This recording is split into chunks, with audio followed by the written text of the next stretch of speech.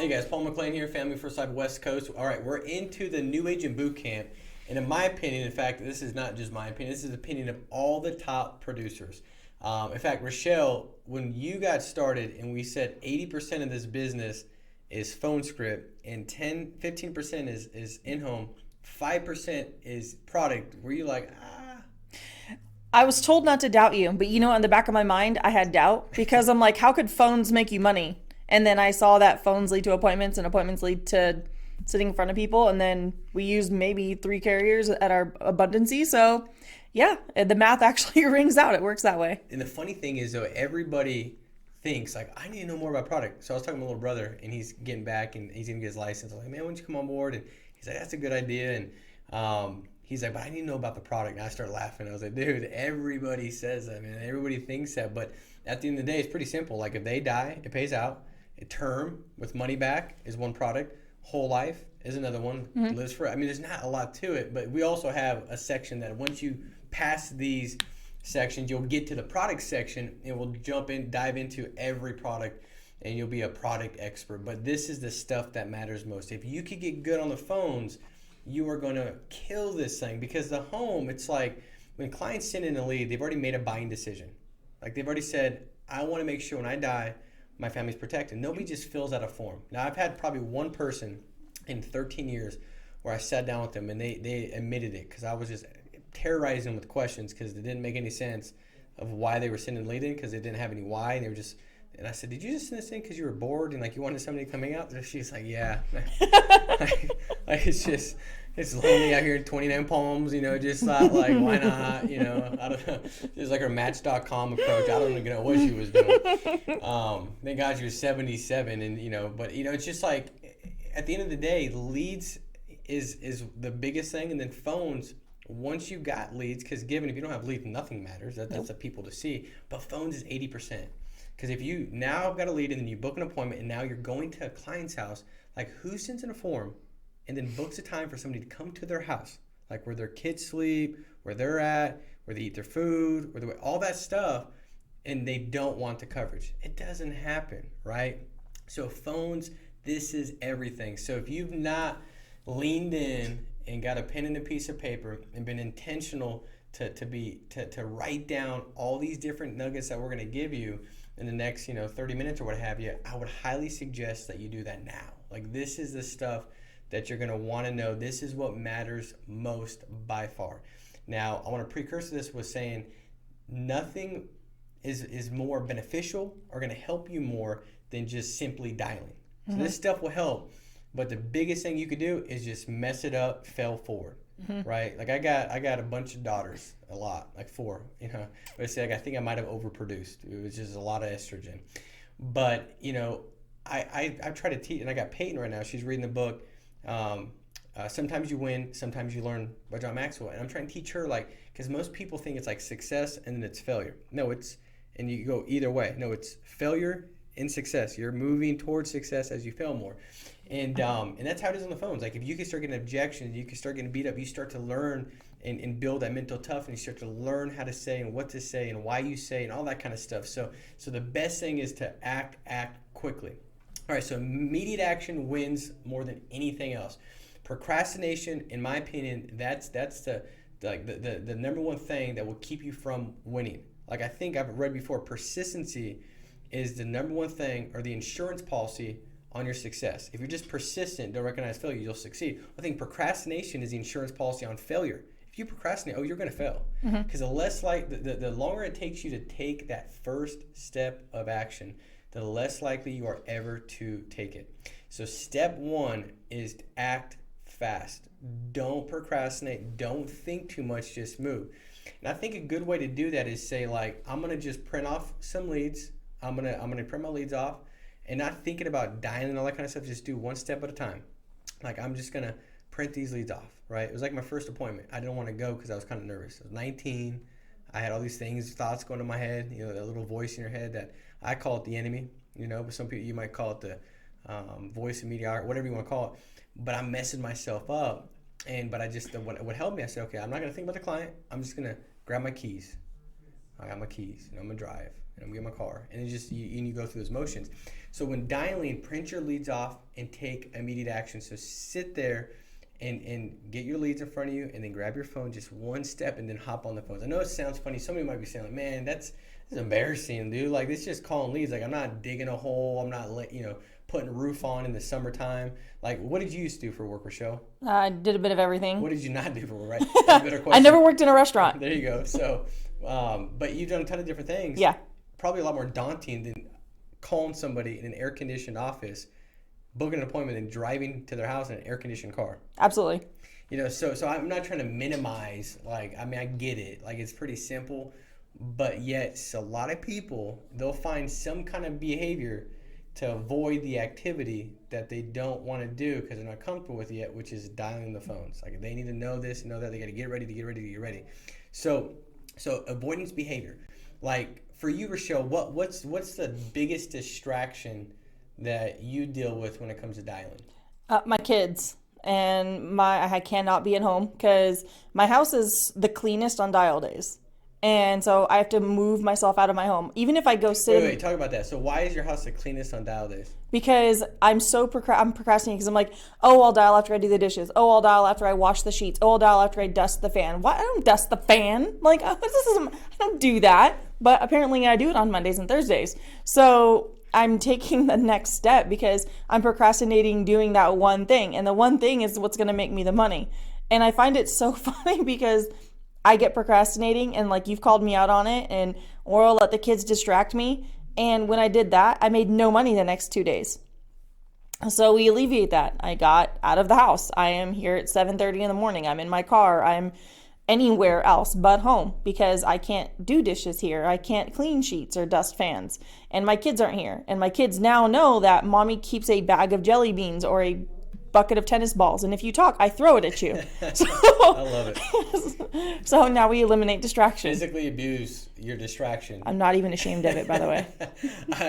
I'm all in, by the way. I think it's important. They need to know when it's money-making activities, teaching me. Or duck. But, like for me, I had like a baby bladder syndrome. I had to pee like 982 times. It's like, what was going on? Like, as if I was 98 years old and had prostate issues. No, I just didn't want to dial. You know what I mean? Please let me drink this water really quick. Yeah, and I wouldn't even drink a lot of water. I just somehow kids myself. There wouldn't be nothing come out, but I just felt like I had to pee. It was weird. Avoidance, behavior though, it'll creep up on you. Now, the thing is this.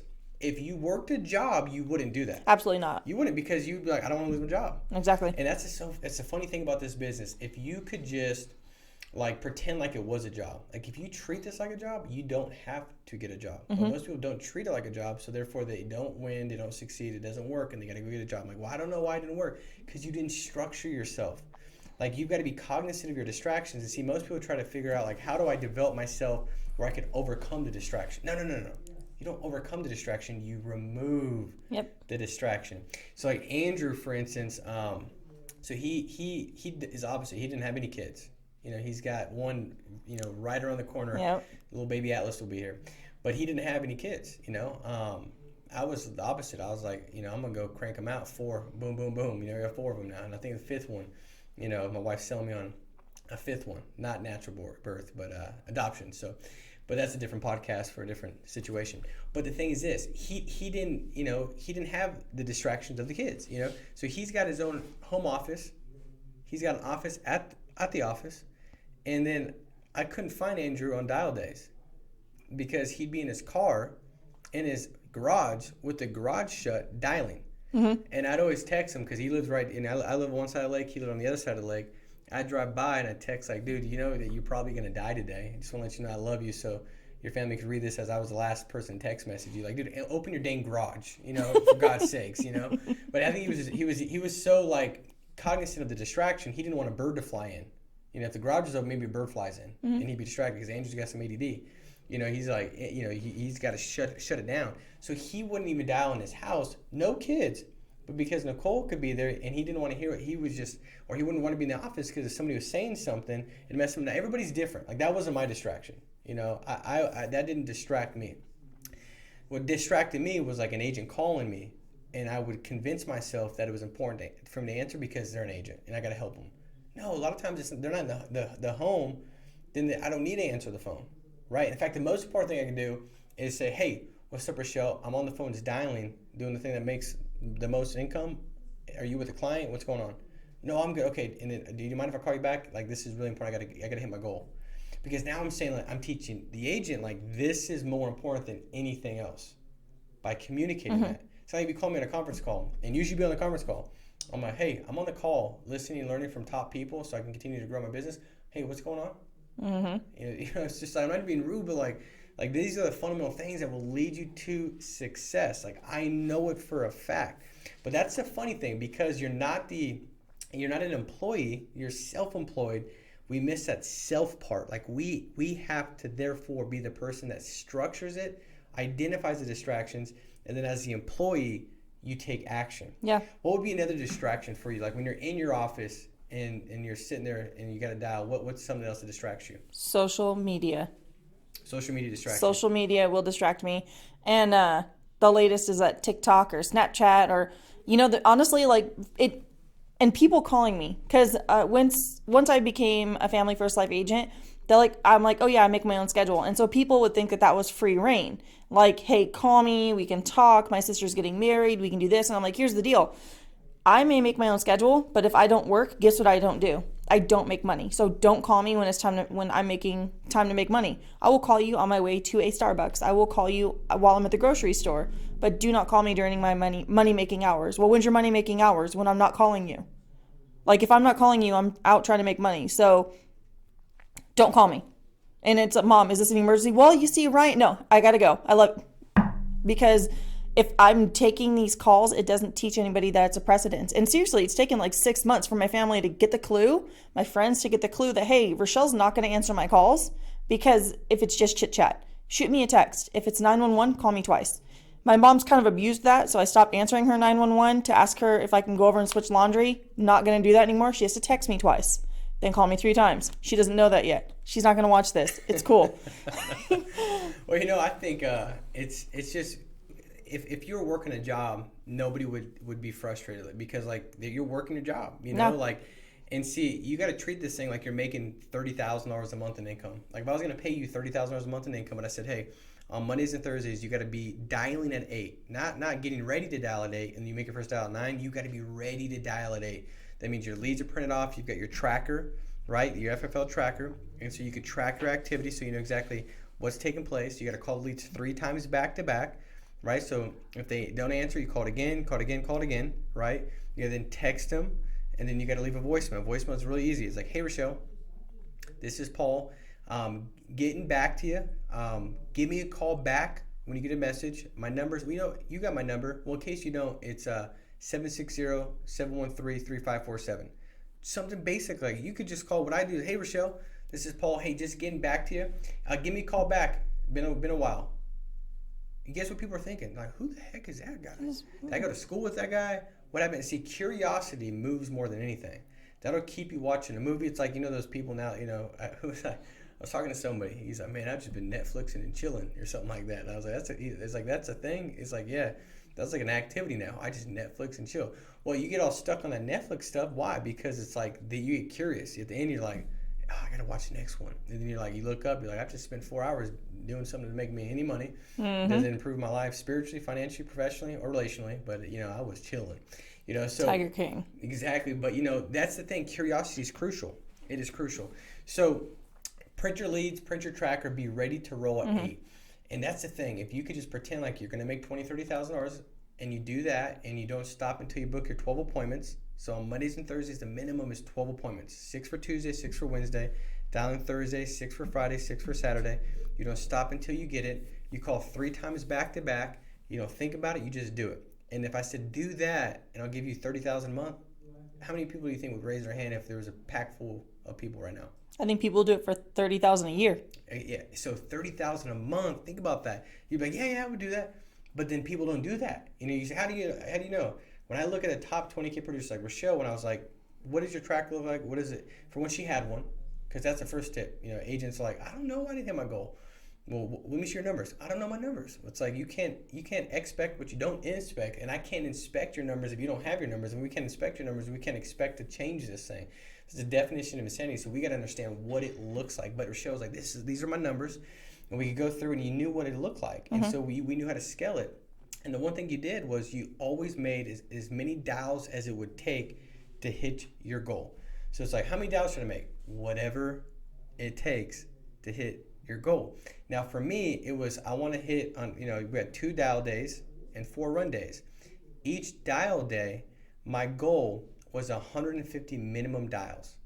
150 minimum dials and 15 appointments. That was my goal. You say, I thought you said 12. Well, I was stretching a little bit. I wanted to write 600,000 a year in issue paid business. So that was, it took more appointments. But if I hit 15 appointments and I was only at 100 dials, I kept until I hit 150. So it wasn't either or, it was both. That's just how I did it. Like I had to do both. Now, what if I had 12 appointments and I was at 150 dials? I'd keep dialing until I hit 15. So I had to do both. And that was an easy way to trick myself into going a little bit extra, raising my basis. And that probably brought in an additional $80,000, $90,000, $100,000 a year easy in income by doing that little activity, right? So that's kind of how you want to look at that. Let's talk about get your mind right. And then we're going to get into phone scripts and stuff like that. But getting your mind right when you get on the phones. Rochelle, what are some things that you do to get your mind right before dialing? I don't listen to anything negative. So I will listen to a podcast, an FFL podcast, either whether it be on phone dialing, in-home scripts, things of that nature, or I'll listen to some good music. I do not listen to the news. I don't, because it's more of a dooms information versus it being an uplifting news. So I don't listen to it at all. I clear my mind because I treat this as though I'm preparing to take care of their legacy. I truly do. So when I call them, it's not necessarily customer service, it's booking the appointment. Customer service happens when I walk through the door. I will be very pleasant with you when I'm at your home, but right now I need to show you the assurity, the fact that I am very serious, that you asked me for help. I'm going to be there. I will be your friend. I will be there smiling when I'm at your home. So I make sure that when I get a lead, it's not just a simple request. It is something that the client has diligently asked me for their help. Why? Because they answered 6 questions to 21 questions. So I'm going to take it as seriously as they did when they filled out the information. So I'm going to be just as serious when I book the appointment, because if I'm not serious with them, if I treat it like a joke, and I have, it's treated like a joke on the back end. So if I call them, hi, Mrs. Smith, this is Rochelle. How are you? I'm so excited to see you. They're not going to be excited to see me because clearly I don't care. I'm not efficient in what I do. If I call there, Mrs. Smith, this is Rochelle. I'm calling from the Senior Benefit Center. You took the time to fill out a request, and I'm here to fulfill that order for you. My job is to get you qualified. Takes 15 minutes. Do you smoke? Good, because that's what you put on the paper. So you put your address down as 123 Pecan Lane. Okay, good, because that's what I have. Okay, so I have a 9 or a 6, which is better for you? Because I don't have a lot of time, but I want to make sure I get you taken care of, because clearly you sent this back with a purpose. I love that. And you look at, so the first thing is you clear your mind. Like that's a big deal. Like you don't think, see, for me initially in the beginning, I almost assumed I was a telemarketer. I don't know why I did. Maybe that's not normal, but I was like, I need to get these appointments. And see, if you notice, like where my mindset was I need the appointments. You say, well, why did you think that? Well, because I had no money. I needed some. I needed some money because, kids cost, bills. You got house payment. You got food. Food costs money. Diapers are not free. So I needed money. And I thought more about myself than the client. And that whole statement, that you've heard, I'm sure, many times before, that you got, to have everything you want in life, you got to help enough other people get what they want. And so, but I didn't have that right because I was focused on what I wanted to get, what I needed to get, And it wasn't until I was able to clear my mind and listening to audios helped me with that. It was like that I was able to turn off the light bulb of what I had going on and compartmentalize. I was able to compartmentalize everything I had going on and say, no, the client's most important. I need to serve this family. And that's when everything shifted. I promise you that changed everything. It minimized objections, everything, because it was, I need to serve the family. And you look at like sports, like football players, basketball players, they have a locker room conversation. Before they go out. What are they doing? They're getting together. They don't just all walk in the locker room and they walk out and play the game. That's not how it works. Halftime, they don't do that either. They don't just walk in the room, sit there, stare at a wall, watch some news, look at their feedback, their social media feed, and then they go back in the game. They don't do that. It'd be too hard to make that shift. Too much energy to make that shift. There's a lot to be said when you're in the zone. When you're in the zone, you can accomplish 10 times more than if you're not in the zone. And so, like for me, we weren't like putting on pads, running into each other, smacking each other, which I would definitely like to do that a lot more you listen to podcasts, but that's not our deal. We don't play professional sports. And as you can tell, I'm 5'9". Odds of me playing professional sports was very slim the moment I stopped growing. But with this thing, it's different. So the way you get in the zone is you listen to a podcast, where you're like, you get to hear about, it's about the client, them sending the form back in, that they sent it back in. And so what helped me get my mind right is I would visualize what a lead involved, like what went into making the lead. And if it's a Facebook lead, this person is on Facebook, this senior, they're going through their feed, they see an ad pop up. This ad talks about, dear Rochelle, you may qualify for a state-regulated final expense life insurance plan. Make sure when you die, there's no financial burden for your family. Yep. If they die, they're reading this, right? You may qualify at affordable rates. Click here for a quote. They click there for a quote. So now they're thinking, right? They're already getting that emotion, like, man, I need to get some protection. They're thinking, shoot, Betty next door died and she didn't have no life insurance and they struggled and they had to do this whole GoFundMe thing. I don't want to be a GoFundMe thing. Whatever they're thinking about, they are thinking, right? They click get a quote. They put down their date of birth, their name. They put down a favorite hobby. Maybe it's knitting or whatever. They put down knitting. Favorite, hobby is knitting. And then they send it in with their address, number. So there's involvement in, they've gone through. It wasn't like somebody randomly called them and said, hey, would you be interested in life insurance? No, they took the initiative and they really tied that loop of the enrollment factor. The enrollment factor is one of the hardest things is they're enrolled in the service that you want to provide them. Now They're just saying, hey, my hand's raised. Can you help me? Can you protect me? So I would do all that and I'd visualize it. So that'd be the first thing, I'd visualize it. And if I was calling an older lead, and this just helped me, because in 2008 is when I got started, Rochelle. That was when the Great Recession was taking place. And we didn't have final expense. It was a different company. It was my practice company because I practice a lot, But they had mortgage protection, and every lead was a year or two older. You want to know why? Because they didn't have any leads. No leads, and nobody's buying a house in 2008. Oh yeah, there's no data. They were losing homes. They say, where's these new leads at? Like, what are they mailing? There's no mortgage data. Return to sender. Exactly. And so I had to get my mind right, even more so calling those. And so I'd visualize myself in a sky-rise building at the top, my feet kicked back. I visualize somebody coming in and say, hey, Paul, there's these families that they need the protection. Somehow it fell through the cracks. They never got the coverage. We went through an audit and identified that these families hadn't been helped. Can you help them? And now I'm in this position. In my mind, by the way, at this time, I was like a week in, so I was in no position of anything. But then again, you are the CEO of your business. So I was the president of my company because I'm self-employed. So I'd visualize that, and I'd say, you know what?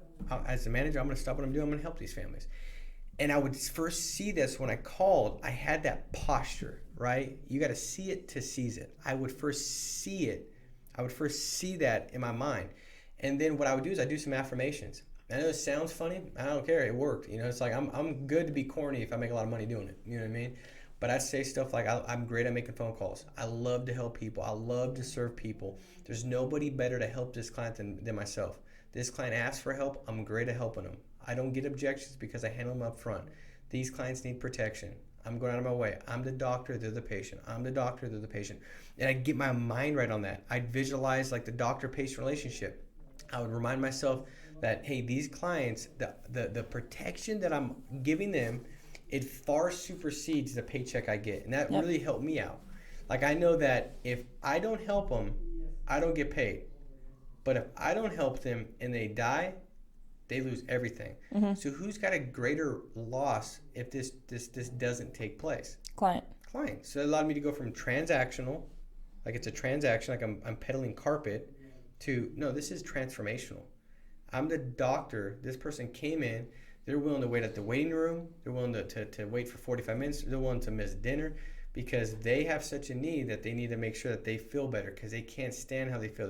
They feel so, whatever. The reason why you wait in the waiting room, and then you tell yourself, like, man, I see that doctor making me wait, and then you get there and the doctor walks in and you're like, you don't even say anything because you're just happy he's there. You're just happy he's there. He's like, you're thinking, I might get my solution faster because I need to know what's wrong with me, what's going on. Mm-hmm. I need to know what I need to know something. And then at the end of the transaction, guess what you don't think? You don't think, man, that fool made all this money for just telling me that. He just told me that. All you had to do is say like 10 words and he made probably what? $500 for this interaction? You don't think that. You say, thank you, doctor. Appreciate it. Thank you so much. Why? Because you feel like, I feel relieved. That's how I would visualize this. I'm the doctor. They're saying, God, Paul, if I don't come home tomorrow, my family loses everything. They got no shot. On top of them losing me, dad, and mommy telling the kids the finality that daddy's not coming home, and all that goes into it. Then how do you live life every day and get through that? How do you, I mean, every minute of every day, there's something that triggers that heartbreak feeling of, how do I continue to go through this? And on top of that, now how do I financially survive? There's two bad things. I get to come in while everybody's got their hand out saying, I still need the mortgage payment, I still need this, I still need food, I still need this. I get to put something in their hand. I mean, that's great. So I would remind myself of that, and instantly, boom, my mind would be right, and I'd be able to call them with the right posture and see that's where it's not what you say, but it's how you say it. How you say it is derived from why you say it. Yep. And so, it's kind of like, my wife will show up. I'm like, babe, you look, she's like, how do I look? I'm like, you look good. You look good. She's like, she wants to beat me, you know what I mean? Because like, it's how I said it, She's got a bucket of tennis balls. She started throwing jelly beans at me. But if I'm like, hey, you look great, you look really good. It's different. I say the same thing, but it's how I say it. And see, that's a lot of times, agents like, man, I said it just like that. First of all, a lot of times they don't. Like, I had an agent come in, and he was like, man, I don't know why this isn't working. Like, I'm saying exactly what you say. I'm saying what the scripts say. I'm telling you. And I'm like, all right, okay, come in. Let me listen to you, because it was nonstop. And it was more for me just to feel like he'd almost started convincing me, And I've been doing this for 13 years. And a lot of agency, I'm almost convinced, like, dude, maybe these scripts don't work anymore. Or maybe these clients don't want help, because he's just nonstop. So he comes in and he dials, and it was horrific. It was the worst. And he didn't say, the only word that he said on the script was that was the same was hello. After that, it was nothing. Like, it was like, hello, Bob. How are you doing today? How's your day today, Bob?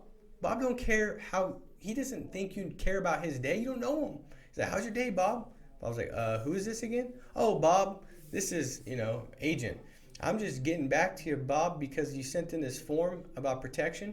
I just wanted to ask you, it was awful. And then even in the appointment, it was like, hey, Bob, if you wouldn't mind, I'm only going to need probably about maybe 15 to 20 minutes of your time. If it would be okay with you to set up a time, maybe tomorrow sometime, if you've got it available. If you're free tomorrow, we could do tomorrow. And I was just sitting there Please don't come over to my house. Yeah, I mean, obviously he didn't book it, but it was the opposite of posture. It was more like subservient. It was like customer service. It was like as if the client had something that he needed, not the other way around. Yeah.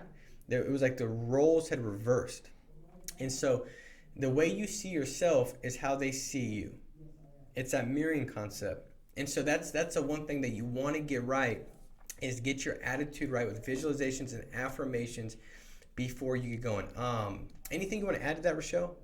Yeah, just protect yourself. I mean, obviously we say protect your dial time, and it's the best thing you can do, because like we had said before, if you're working for yourself, you're working for yourself. Because if you're not working, you're not making money. And if you're not dialing, you're not making appointments. And if you have a great month and say like I went the first 2 weeks of this month and I actually paid almost $20,000, and I could have just sat on that. But the thing is this is my business and I want my business to grow. Do you think that anybody who isn't an independent contractor, your local plumber, your local construction guy, your local, anything, you look at anything that's worked with their hands and diligence, we're the only ones with the comfort enough to say, hey, you requested my help. I'm coming here to service you. The coolest part about our job is we don't get dirt in our fingernails. We're not sifting poo. We're not doing anything. We're not on a roof hammering. And those people will do anything to make $6,000 a month.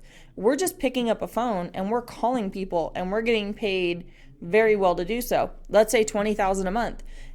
And that's your position. You call people in the comfort of your home, in the comfort of your office, your car, what have you, and you're going to be paid very well to do so. So if you value yourself, if you value your business, and you're sick and tired of being sick and tired, the best thing you can do is get on the phone. And without doing that, you're going to stay in the same position, because clearly what was going on before wasn't working. So get your leads. Do not be afraid to invest. And if you don't have the finances to completely invest, think of sacrifice or regret. And I know that we've touched on this like before, because it really rings true. Agents come on and they say, hey, I'm scared to buy leads. I don't have enough leads. And here's the thing. You can sacrifice not doing your leads, not doing your time, not dialing, or you can regret the fact that when you have no money and you're sitting there for 2 days and you have to dial on an appointment day, you're regretting that you didn't do it. Or you could sacrifice a little bit of time, 8 hours, 16 hours a week to issue pay into your bank account, let's say $10,000. Well, I would definitely sacrifice 16 hours for $10,000. It'd be silly not to.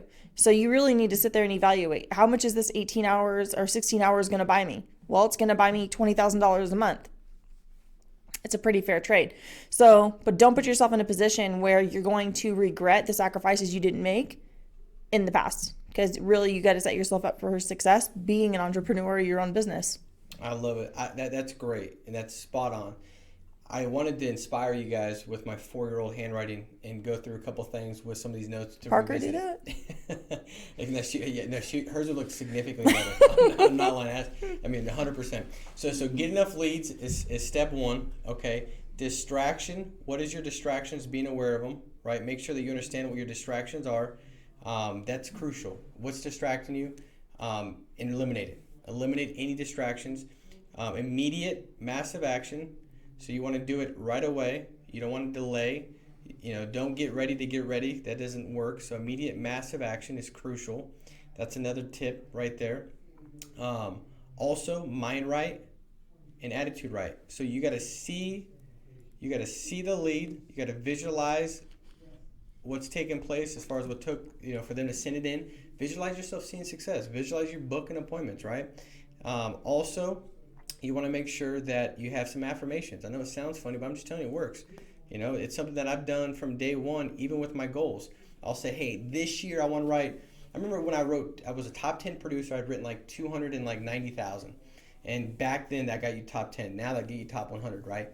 But I was like, man, I want to write 400,000. And I remember when I wrote it down, I almost felt like who am I? Like, I should be happy with 290. I almost had convinced myself that I was being ungrateful about the 290. Like, what if I could just do it again? And that was just that little voice messing me up. But I want to write 400 grand. And I remember saying it thinking yeah, whatever, But I kept saying it, I declared to write $400,000. I'm a $400,000 producer. And I kept saying it, and I kept declaring it. And it's just funny how I've done that every year. And at the end of the year, even though at the beginning of the year, I'm full of I don't know, maybe not. But as I continue to speak it, and that guides your voice, your mouth, there's life in the power of your tongue. Whoever loves it will eat its fruit. I'm trying to eat the good stuff. You know what I'm saying? The 400K kind of stuff. And so I kept saying it and speaking it, and all of a sudden, boom, it started to happen. At the end of the year, I'm like, wow, look, there it was. So affirmations are crucial. All right. Also a big deal is making sure that you kind of in your mind see a client that doesn't book an appointment with you. You don't let them sell you on the fact that it's not as important and that's the normal. And what I mean is this. I remember when I first got going, I got 4 quote objections in a row. And so you know what I started to convince myself of? You're the quote department. Yeah, everybody wants that. So I started saying stuff in such a way to get that when clients normally wouldn't give that to me because I expected it. So I had to check my expectation. You get what you expect. And now the first 1 or 2 times, maybe it just happened. It was a fluke. But then I started to manipulate the way I saw it. Started thinking no, that's just what everybody says. Everybody wants a quote. Mm-hmm. And guess what? I got 7 in a row. And I remember calling the person that hired me, and I said, man, I keep getting a quote objection. He's like, do you?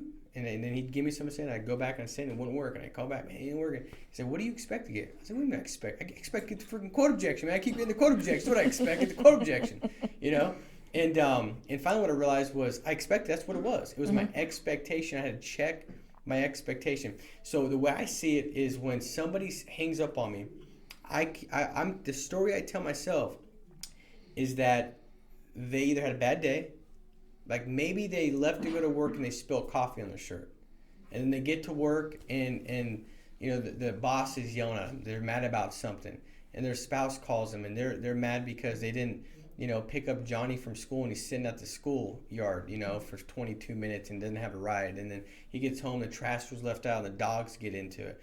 Whatever. And then he opens up the mail, and he's getting audited by the IRS. And then I call him up. Hey, Bill, it's Paul. He's like, bah! And he starts yelling at me. It's like, who kicked your cat? I didn't kick his cat. I got the brunt of it. Does that make sense? That doesn't mean it wasn't important. Now, does that happen every time? No, but I tell myself, like, because I have to rationalize the fact that, for one, everybody cares deeply about their family. He sent the form back in. So instead of saying, maybe it just isn't that important, maybe people just don't think it's that important, that's a lie.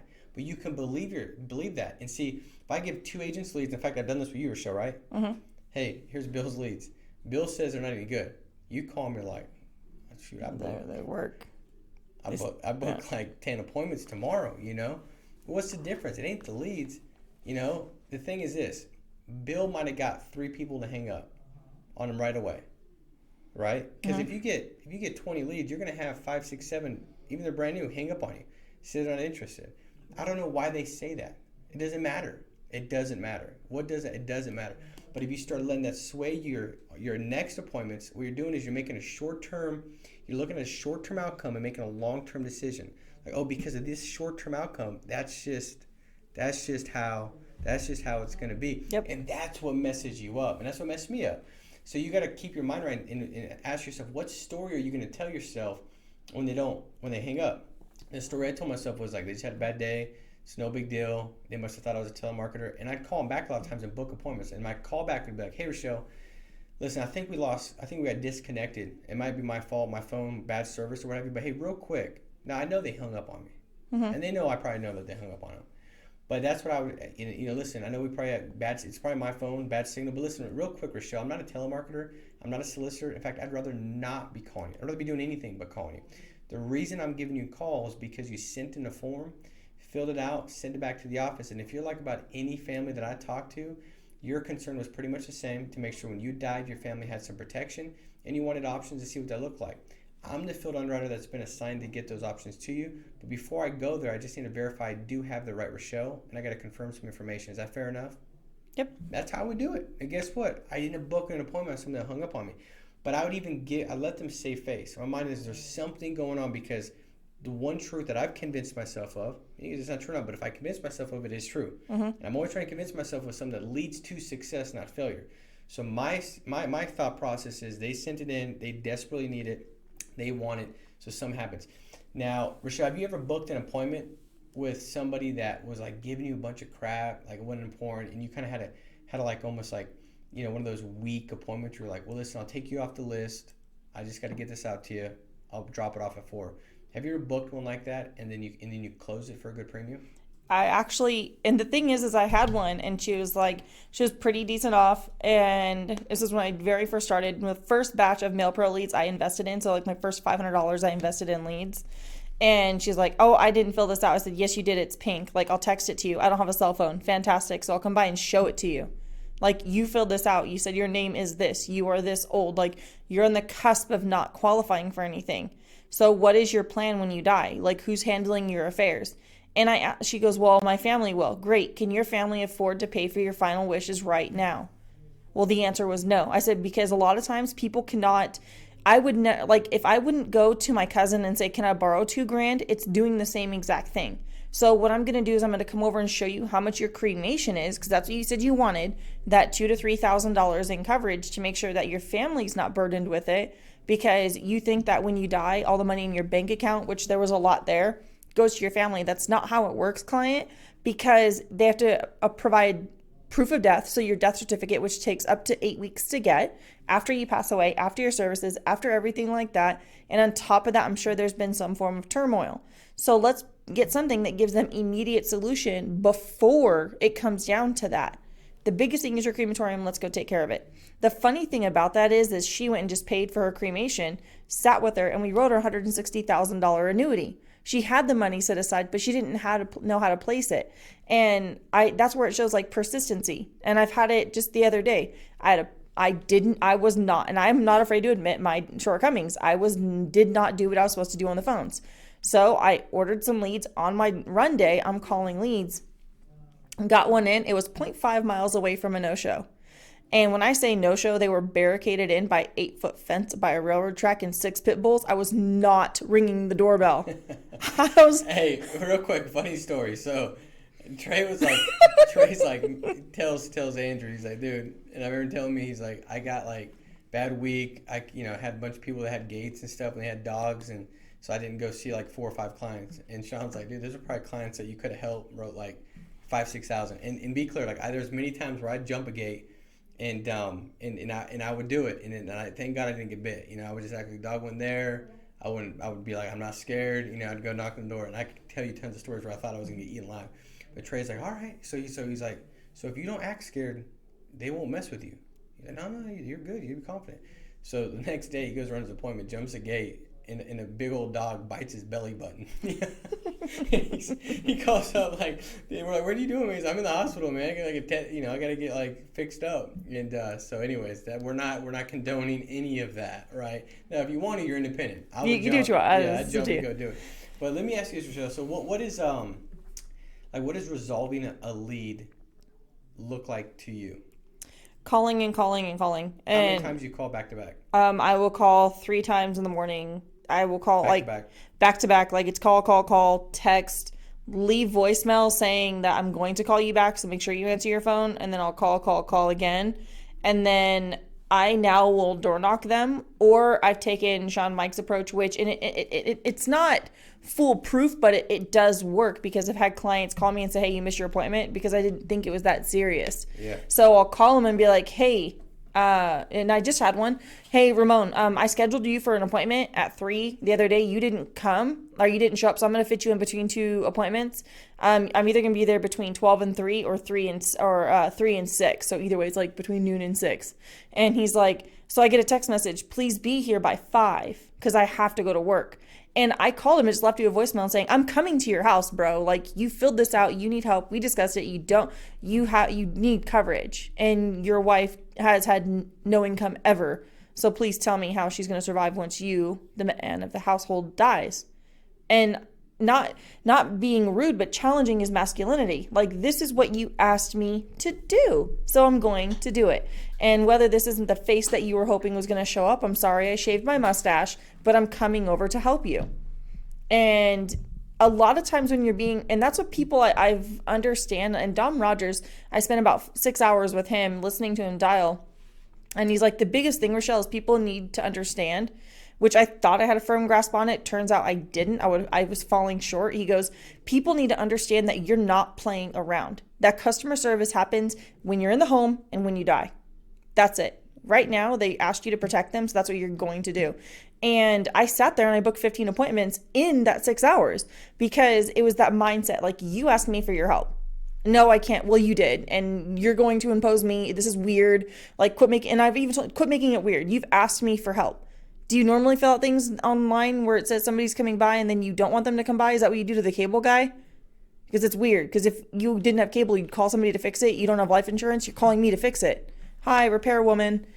Yeah. Well, I think there's a lot of good stuff in what you said. And I want to point out one thing. Like, when it comes to, like, leaving a voicemail, so 3 times back to back in the morning, 3 times back to back in the afternoon, and then 3 times back to back if they still haven't answered. The last one, by the end of the day, if they still haven't answered, you should have called that new lead like 9 times. Yep. And then I love the whole, like, hey, Rochelle, my name is Paul. I'm the field owner that's been dispatched to your area to help you with the protection, the request that you sent in for information on a coverage for your family. They've got me dispatched out there tomorrow. They've got you in the schedule at 4 o'clock tomorrow. Now, I'm going to have 15, 16 clients and appointments and families to see. So if you give me a window from 4 to 5, Rochelle, I'll have about 5-10 minutes to drop off the information and help you out with what you're looking for. So looking forward to seeing you at 4, between 4 and 5 tomorrow. If that doesn't work, please do give me a call and let me know, because we are that behind and I'd like to get another client put into that spot. If anything else, look forward to meeting you and helping you. I'll see you tomorrow between 4 and 5. Now, you leave that voicemail, right? And if they don't call you back, you show up. You know how many times I've sold a client like that? I've had, yeah. It's unbelievable. Sean said this, in January? And since January to now, I've probably put $5,000 additional into my bank account, because when you put it in your calendar, in your mind, you've called so many leads. You don't know that. You just know you have to be at Ramon's house between 12 and 5. Okay, so I know I have to be there. So I put down a number 3. Okay, this is my appointment for 3. And then double book it. So, the thing is I'll put an asterisk next to it. And it's always like, to me, like, I have to trick myself. Because if I'm like, oh, they didn't call back, or, whatever, I make sure that I know, like, no, this person legitimately sent in a request. Like, I don't like walking thing, and I always picture people sending out mail in their bathrobe. I don't know, but to me it's like uncomfortable. You don't go outside, chance the wind blowing, the neighbors hanging out. Right. I don't, to me that's my mindset when everybody sends out a piece of mail. Probably because that's how I've always done it. So Well, I think that's spot on, because for one, you want to resolve the lead. Like, I don't like indifference. I like a yes or a no. I don't want indifference. I don't care if it's a no. I don't care if it's a yes. I just don't want it to be unresolved. That's me. Like, at the end of the week, I'm going to have resolved every lead. Yep. Because if I don't, I almost get this anxiety. Like, man, I'm wasting money. And that could be a family that needs protection. It drives me nuts. I want every possible lead resolved. And so it does work like that. You double book it. What I do is when I book an appointment, I give it a 1 to 5 next to it. If it's solid, it's a 5. If it's a quick set, like Rochelle's like, hey, I got to get going. I'm busy. I say, perfect, Rochelle. I'm busy as well. I'm actually getting ready to leave the office. The purpose of my call real quick, because I don't have time now, is just to set up a time to get back to you. What time are you typically in the door from work? 5. 5, perfect. Listen, I don't have a 5 or a 5:30. I'm going to put you down at 6 o'clock. Now, I've got about 15, 16 appointments booked tomorrow, so I'm going to need a window from probably 6 to 7, just based off of the prior appointments. And I've got the addresses 123 Shady Lane. Is that correct? Yeah. Perfect. Well, Rochelle, listen, I look forward to meeting you and helping you. I'll see you between 6 and 7. Now, that's not the most solid appointment, but maybe I'll give it a 3, all right, depending on how it goes. If I leave a voicemail, that's like a 1. But I'll double book it. See, like, I would rather have 18 appointments in one day than have 4. I'd rather no-show clients because I've got so much going on, and then put them into the next week and have that posture, because guess what? Just like a doctor, they overbook. So how do you know that? Because you sit in the waiting room and you're sitting there. They've got too many appointments. So I want to overbook because I know how important protection is. I don't want to be underbooked. It means I'm underserving the families that desperately need the protection. This is how I would see it when you're calling a lead. Your tonality, posture, and poise should be that of, if Rochelle came to my house and we're hanging out and she left her jacket there, and I called her up. I said, hey, Rochelle, maybe she came over and she was, helping out with, window purchase, and there's just somebody that came over that left something there. And I'm calling like, hey, Rochelle, you left your jacket at the house. Just wanted to see what time you're going to be by, home so I could drop this off. I don't have to figure out, like, does she want me to come over? Like, no, she left her jacket here. She wants her jacket. My job is, and that's how the posture and tone, almost like a plumber. When a plumber calls, he's not trying to sell you on, him coming over. You've called, he's scheduled. He's calling just to verify, I'm going to be there at this time. And guess what? You want the plumber there because usually a plumber's coming over for something that you need him to be there. You know what I mean? And so that posture, that tonality is really, really important. So that'd be the next thing is posture and tonality, and to make sure that that's correct. You don't have the posture and tonality of a telemarketer, but that of somebody you're just getting back to somebody that's asked for help. And then completely resolving each lead 3 times back to back, like 3 times throughout the day. And then you leave that voicemail and put them in your schedule. You don't want to have 9 appointments just like that. You want to book some solid ones. Yeah. But fill in the gaps, right? Make sure you're on the phones. Another big tip I give you guys is when I'm on the phones dialing, if I'm in the home or in the field, if they don't show up, I'm dialing the phones, right? I'm dialing the phones. If I get out of my last appointment and it's supposed to be at, say, 6:30, 7 o'clock, and they're not there, instead of me driving home, say you're 2 hours away or 3 hours away, I pull over and dial from 7 to 9, then drive home, get home at midnight, because if I drive home at 7, get home at 10, I can't dial. Yep. But if I dial from 7 to 9, a lot of times those 2 hours will lead to 3-4 additional appointments the next day that will lead to additional $4,000 or $5,000 in income. You say that's crazy. That's crazy not to, because if you make an extra $3,000-$4,000, why would you not do that? Let's do this real quick, guys. Wrap up. Let's do a quick phone script role play. So let's do the Facebook lead. You call me. I'm gonna be the client. You'll be the agent, and you say ring ring. I'll say hello. Ring ring. Hello, this is Paul. Hey, Paul. This is Rochelle. I'm calling you from the Senior Benefits Center. Looks like yesterday you submitted a request online for information about getting qualified for final life expense protection. You put down you were looking for $5,000 to leave to your husband. The security question is that you said your favorite hobby was skateboarding, correct? That's correct, yep. Okay, good. So my job is actually pretty simple. I'm the senior underwriter dispatched to the Spring Valley Lake area, and it takes me about 15 to 20 minutes to go over your qualifications. I need to make sure, one, that you are who you say you are, because California law, we can't go getting information based upon other people. Two, that you verify who I am. I show you my credentials, and we go over the companies that we do work with, and we narrow down something that's actually custom fit for you, not the other way around. Because we work with about 18 different companies, so it's a matter of making sure it suits your finances and your medical needs and your family's longevity. So now it looks like tomorrow I'll be in Spring Valley, and I do have a couple appointments. Now I have an 8 a.m. or like a 5 p.m. Which would be better for you? Probably 5 p.m. would be good. Okay, so I do have about 15 appointments, Paul, in that area. The biggest thing I ask is that you, one, write this down. I'm going to give you a confirmation code. Okay, go ahead. It's RMP 1209. Okay, perfect. Now, I'm licensed, so when I get there, I will show you my insurance license and I'll show you my identification. So both will identify I am who I am. And then secondly, I'll need you to do the same thing for me because, again, we have to protect you as the client requesting information. And then a list of any medications you're on. And it doesn't list here, Paul. Are you a smoker or non-smoker? Non-smoker. That's fantastic. And how old are you? 32. Good. No, this is final expense. I'm 72. You're 72. Good. Terrible habit. Don't start. My sister does it, and she's 5 years older than me. But the thing is we're twins, and I don't like that. So don't start smoking. You'll age rapidly. I don't need that. I'm already aging. See, there we go. So, Paul, if there's nothing else we need to add up, please make sure you have our appointment set for tomorrow. I'll see you tomorrow at 5. Now, I do have a lot of appointments. I tend to run a little bit late, but if I do, just keep in mind that I will be there, okay? Okay, cool. All right, fantastic. We'll see you tomorrow. Sweet. So very simple, very controlled. It wasn't like, trying to get an appointment. It was like it's already happening. So assumptiveness is crucial. You should be very assumptive because they sent the form back in. That's the posture that you should have, is this assumptive approach that, of course I'm coming over. Why would I not be coming over? You sent this form back in. That's the attitude that you've got to have when you're calling leads. That's a big, big deal. And so the one thing I tell you too, like when you get an objection, it's like when you're going through the objection handling workbook and all these scripts, they're all there. A lot of times when you get it, you'll be caught up like, oh God, what do I say? So the one transition, that kind of like it's that pattern interrupt, right? And it gets you back on track. If Rochelle asks me, it says, hey, can I get a quote? Perfect, Rochelle. Absolutely. The purpose of my call is to actually see what you qualify for at the best price possible. Now, because I'm a field underwriter, I got to verify you're live and breathing and you are who you say you are. So I can either put you at 4 or 6 between appointments tomorrow. What's better, 4 or 6? And then I'll book the appointment. So it's a pattern interrupt. And realize that whoever asks the most questions wins. So they start asking you questions, you're answering their question, you'll lose. You got to answer their question with a question. So I say perfect, and I go right into it, and then I ask a question.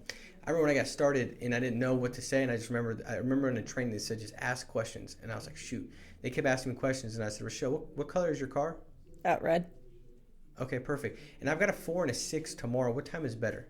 3. And I'm not kidding. I know, but I swear I booked the appointment. I was like, are you kidding me? But when they answered what color the card was, it was with kind of bewilderment. But then I went right into questions. See, when you're asking questions, you're in control. So that's why the phone script is centered around you asking questions. Your job is not to answer a question. The only purpose of dialing a lead is to simply book an appointment. You don't need to cover any information with them, no quotes with them, nothing. The whole purpose of the phones is just to get an appointment. That is it. So if I get a bunch of pushback, I'm not interested. Rochelle, listen, I'm not interested either. My job is pretty simple as a field underwriter. I'm not a sales rep. It's just to get the information out to you. What you do or don't do with Rochelle makes no difference to me. I just got to get it taken care of and off liability in our system, off our books. I've got a 4 or 7, which is better for you? 7. Now book the appointment. You can say, well, that ain't a good appointment. No, everybody needs life insurance. You either have it, and we've got so many carriers, I'm convinced I can put them in a better position. Absolutely. Which most of the time I do. If they're already spending $150 a month, it's easier for me to take that $150 they're already used to spending and reposition into a better plan because we have so many options. Or if they don't have it, they know they need it, and I'm going to help them. So in my mind, I just need to get in the door. Yep. That is it. That's the most important thing, is I need to get in the door. So it really doesn't matter what objection that they give you. It makes no difference. Any objection they get, it's irrelevant because your job is to move past that. So you want to not see an objection as an objection. That would mess you up because now for me, I was like, I'd overcome that. But I would see it as just something that they need clarification on. Yep. That's all they need. So, they'd say, well, I need, do you have to come over? And Rochelle, listen, I wish I didn't. You can imagine all the clients that I got to see day in and day out. It'd be a lot easier for me to kind of sit in an office. But because it's a non-medical program and you don't have to do any blood work or pee in a cup as a field underwriter, I just have to verify you are who you say you are and get the information out to you. Now I've got a 5 o'clock or a 7 o'clock. What time is better? And I go right back into booking the appointment. Now, a couple things that I think as we wrap up, for one, when you're calling older leads, because when you take a look, Facebook's a great way to start. Yep. And then you've got final expense direct mail leads as well, which, we've got a ton of those that just got put into the CRM, these older final expense requests, right? And then we also have the older mortgage protection leads that you could pick up, these cherry pick leads on the CRM. And you can't lose. If you get a batch of 100 of them for $300, how do you not help? Exactly. Like, if you help one of 100, you triple your money. Yeah. I mean, 100. So how I would call those, let's do a quick role play. Rochelle, I'll be the agent, you'll be the client. Okay. Ring, ring. Hello. Hello, Rochelle. Yeah. Who's Hey, this? Rochelle, my name is Paul. I'm actually getting back to you. You might not remember this, Rochelle, but about the time you'd financed your mortgage back in 2018, Rochelle, you'd filled out a form for information on mortgage protection to make sure that when you pass away, your family's protected and taken care of. Rochelle, we went through a recent audit, and it shows that you never got the information that you requested. So as a manager, I've been reassigned myself to get this information to you. But before I go forward, I just need to verify you are who you say you are and everything that's listed is still correct. Okay, Rochelle? Okay. Perfect. Your date of birth you put down is 10/5/1988. Is that correct? Yeah. Okay, perfect. And you don't have any spouse here. Are you single, married, widowed, divorced? I'm in the middle of a divorce. Does that make a difference? No. And in Rochelle, as far as the information goes, the way it works is it's all non-medical. There's no blood work, no pee in a cup. And most clients that send this request back in Rochelle, they have the same thing in mind. They want to make sure that when they die, either one, the mortgage is taken care of, so there's no hardship. Two, if they get disabled, the payments are made. Which was more important to you, or are they kind of both important to you? I mean, they're both important to me, but I have some protection through my work. Is that going to make a difference? No, that's perfectly fine. And Rochelle, my job is just to get the information out to you that you'll qualify for, because it shows that you never got that. Now, again, this is no blood work, no pee in a cup. As a field underwriter, I just have to verify you are who you say you are. And looking at the schedule, it looks like I'll have about 15 minutes to get the information out to you between appointments, either at 7 or 8 tomorrow. Which time is better? 7 would be better. Okay, perfect. I'll put you down at 7 o'clock. And Rochelle, because I'll have about 15 appointments scheduled tomorrow, the only thing I really do need and ask is that I get a window from like 6:30 to 7:30. Would that be fair enough? Yeah, I could do that. Okay, perfect. And Rochelle, last thing I ask and expect because of the schedule is that you definitely make sure to be there between 6:30 and 7:30 tomorrow. Is that fair enough? Yeah. Perfect. Well, I look forward to meeting you and helping you. I'll see you between 6:30 and 7:30. So same thing, like I'm calling as that manager. I don't care. It's no big deal. If you say, well, Paul, tomorrow's busy, it doesn't work good. I say, perfect. No big deal, Rochelle. I get having a busy schedule. I'll put down some notes here to see what I can do to best accommodate. What time are you typically in the door from work, Michelle? I'm usually in actually around 6:30. 6:30. Okay, perfect. Now listen, I know this is important for you, but we are that behind, and I'm managing a couple different areas, so I get being busy. I'm gonna do my best, as I know this is important, to try to get you scheduled in. Tomorrow I don't have anything at 6:30 or later. What I'm gonna try to do, Rochelle, is move my 7:30 to a prior slot.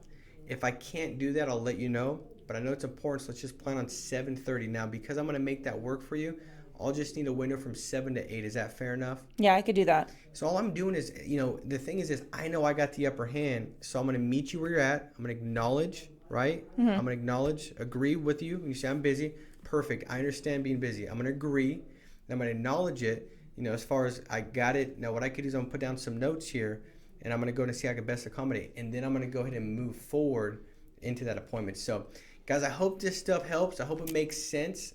This stuff it's leads and phones and then the in-home.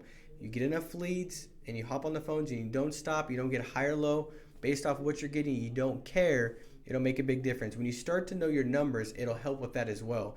So like if you write 10,000 in production and you divide how many dials you made, if it's if you made, let's just say 400 dials, 400 into 10,000, it's like 20 something bucks a dial. Then it doesn't matter. That's what helped me, Rochelle. Because when somebody hung up, I didn't care because I still made 20 some bucks. Because it's numbers are the numbers. And on average, every time I dial, I'd make 20 bucks a dial. Almost every time. That was my average. So I didn't care. So if a client called and hung up and cussed at me or whatever, I just call and breathe into the phone, you know. It just made $20, you know, creep them out, $20. Like it didn't matter, you know. So it's all relative. When you just work the numbers, numbers can't beat you. You can't beat the numbers. Smile, dial, have some fun. You know, call, excited to serve these people, get your mind right, and this thing will work out. So, guys, I hope this helps. Make it a massive week and continue to plug along in the New Agent Bootcamp. Take care. See you guys.